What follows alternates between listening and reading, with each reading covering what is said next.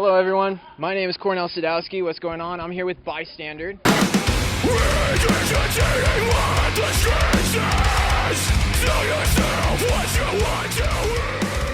awesome band. I want to say thank you for being here. I appreciate you all for being here. It's awesome. And I want to ask you a couple questions. So, how did you all meet? I guess I'll take the horn here. These two are brothers on the ends. This is Garrett, our drummer, and Austin, our bassist. And Blaine is our guitarist, and him and Garrett have been playing music together. All three of these guys have been playing music together for how long? 16 years now, I guess. Long time, since they were little kids. We all went to the same high school, but in 2015, John joined the band. We were a four-piece for a while, and then John joined the band in 2015, and we've known him ever since then. So, originally our name used to be called Sisyphean Conscience. It's like kind of a weird band name. It's a lot to digest. It's a big mouthful, and like we would rip like sweet gigs, and people would be like stoked on the music and stuff, and they'd be like, yeah, like that one band I saw, and they like wouldn't remember our band name. So we tried for like close to 10 years almost or something, like 8 years, and then we were just like, we need to change the name probably. We really just wanted something simple that we hadn't seen used around by any big band before.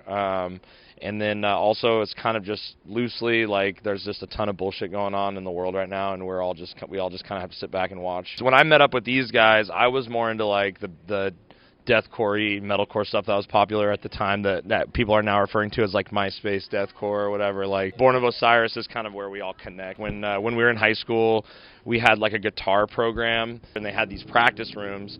And I was a couple of years older than them, so like they would be practicing in there on my lunch or on their lunch break, and I would like skip class because I was being a degenerate. And we actually got kicked out of that practice room for screaming "Bow Down" from Born of Osiris while they were. I shouldn't have been in there because I was like skipping my class or whatever. And he was like, "Get out of here! You can't scream into the microphone." Yeah, it's a funny story. Do you guys have any tour rituals? What do you mean by tour rituals? I mean, like, this tour we've been trying to work out as much as we can and not eat like trash, but we do eat like trash. So eating like trash is kind of a tour ritual, unfortunately. But other than that, I mean, you know, farting on each other in the van. What is your craziest tour story, guys? I ate a deer. That one goes to Blaine. You weaved through 2 deers. Well, I thought I weaved through 2 deers, but we got to where we were going, and I looked at the wheel well, and you can see I didn't miss the deer. Yeah, so like there's like an antler like through the side of the trailer. Like it was outside of Chicago. It was like 3 a.m. There were 2 deer. I like wove through them, and yeah, very strange. Yeah, I thought I missed them. Didn't. So yeah. We had a day off in Nashville, and John and I both got super lit at the bars on Halloween. It was on Halloween. Yeah, shout out Jason Aldean's. We both lost our IDs. We woke up the next day and we were like, oh shit, he lost his whole wallet, and then I lost my ID, and miraculously some girl hit him up on Instagram and was like, hey, I think I have your wallet. And then Jason Aldean's hit me back and was like, I have your ID. And then a couple days later, we had a show in Nashville, so we kind of like circled back around, and we have our IDs now. So shout out Jason Aldean's. Shout out Nashville. What up? Shout out that girl. That girl, whatever her name is. She was a great girl. Yeah, I mean, we have tour stories we can't remember and some that aren't appropriate. So, but those are probably the funniest ones that we've got right now. So, how's the tour been so far for you guys? I've been tired.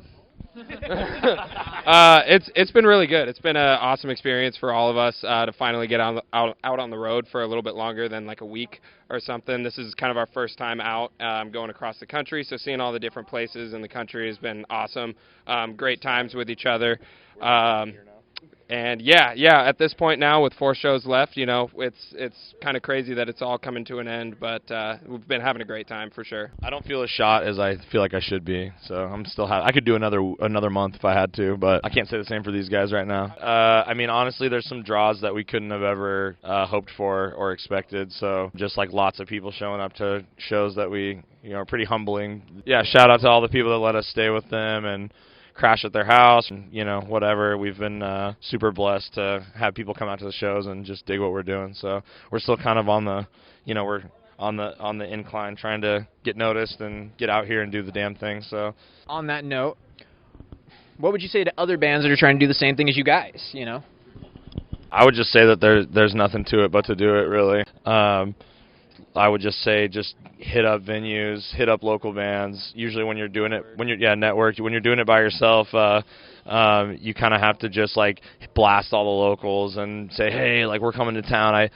Find a venue that's like fine, you can play here. I guess I have an open Wednesday or whatever, and then beg other local bands to play with you, and then just get out there and do it.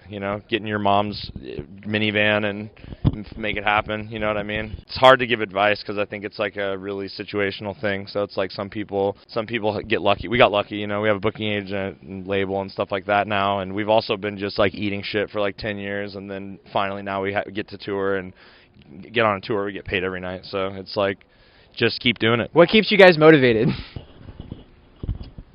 I don't know. I want to tour with like big bands and go on big tours that, we're basically doing this tour so we can like prove ourselves to the other bands and booking agents that have our eyes on us or something, that maybe we could support like a bigger tour and open up a tour. And that's always kind of been my personal dream. I'm not going to speak for these guys. We can kind of go around if we want. Garrett, don't say anything stupid. I'm just kidding. But yeah, that's me. I have bucket listers that I want to check off, that like I want to tour with these bands and I want to go to these places and I want to go to Europe and stuff. So those are my motivators.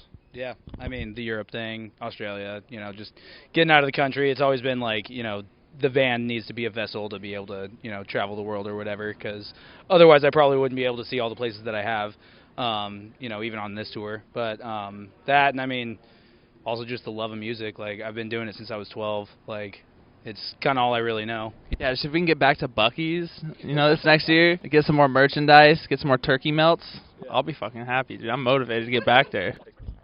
Big thing that keeps me motivated, just doing this and stuff, is like kind of when we're in our off time, whether it's off time from writing or off time from touring or something, it's just kind of like either doing a different style of music and just kind of like getting a palate cleanse, something kind of nice like that, or even doing something completely different altogether. I like to play golf and shit like that, so yeah, exactly, and just have a good time outside of music to kind of keep music fun and not like a grind every single day, even though it is a grind every single day and you can't stop working at it, but you always want to make sure you're still loving it. And so just kind of finding those little side things you can do is really crucial to being able to do that. I'm tired. You eat fucking gas station taquitos. You don't get good sleep, but we're thankful to be here, and it's just I couldn't be happier. It's just day to day. That's awesome, guys. Thank you for sharing that. I have one last question for you. What does your songwriting process look like? Yeah, and I program all the guitars so these guys don't have to do shit. Yeah. And then they come back, kind of tweak it a little bit. I'm like, oh, that's completely impossible. Like, yeah, whatever. It's figure it out. Pretty easy, yeah. Is that what you guys wanted? You see what you've done? No, I'm just kidding. This is what we needed. Thank you. I appreciate it. I really do. Thank you guys so much for doing this interview with us. I greatly enjoyed it. This is a wonderful time. Hey, no problem, dude. I hope we're not too goofy for you guys, but Thank you, yeah, thank you, Zero.